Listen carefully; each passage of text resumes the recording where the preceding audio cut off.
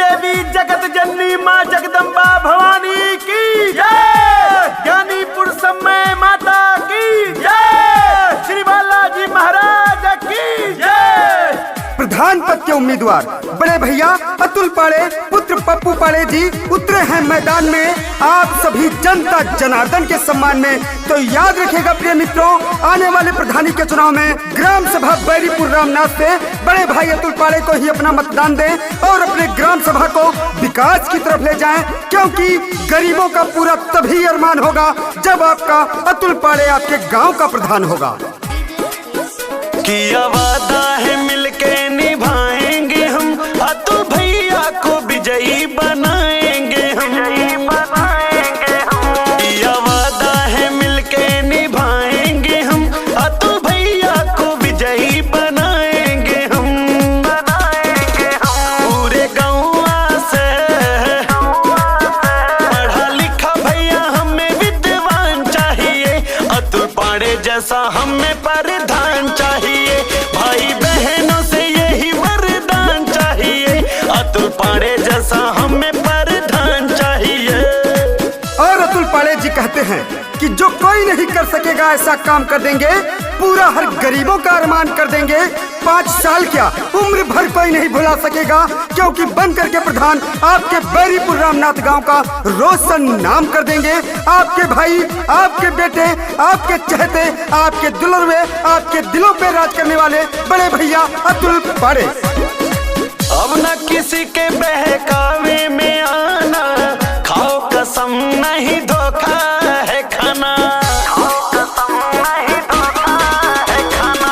अतुल पाड़े भैया काम करेंगे, घर के बेटे हैं नाम करेंगे। पूरे गाँव से हर काम करे वही इंसान चाहिए, अतुल पाड़े जैसा हमें प्रधान चाहिए। भाई बहनों से यही वरदान चाहिए, अतुल भैया जैसा हमें प्रधान चाहिए।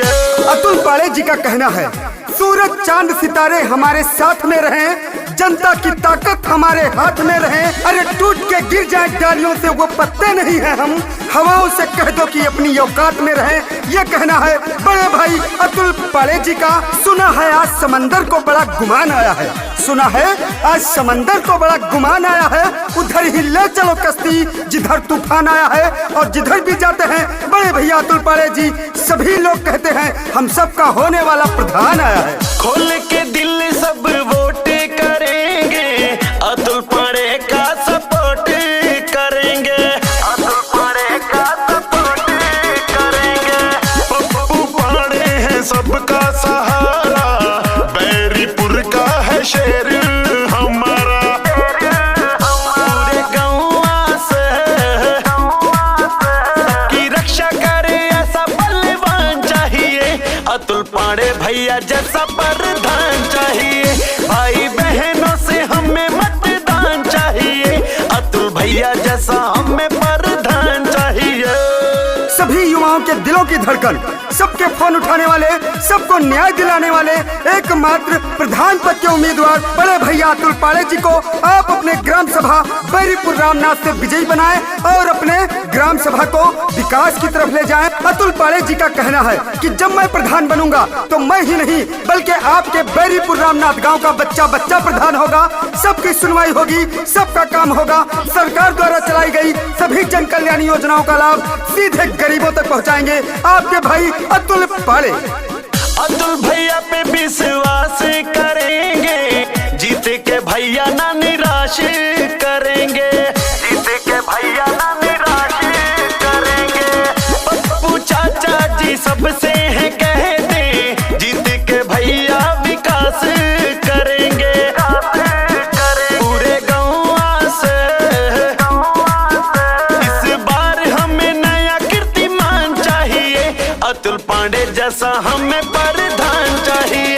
भाई बहनों से हमें वरदान चाहिए, अतुल भैया जैसा हमें प्रधान चाहिए।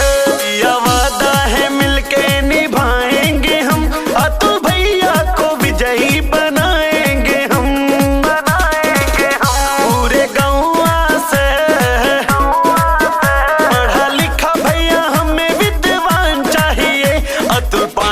जैसा हमें परिधान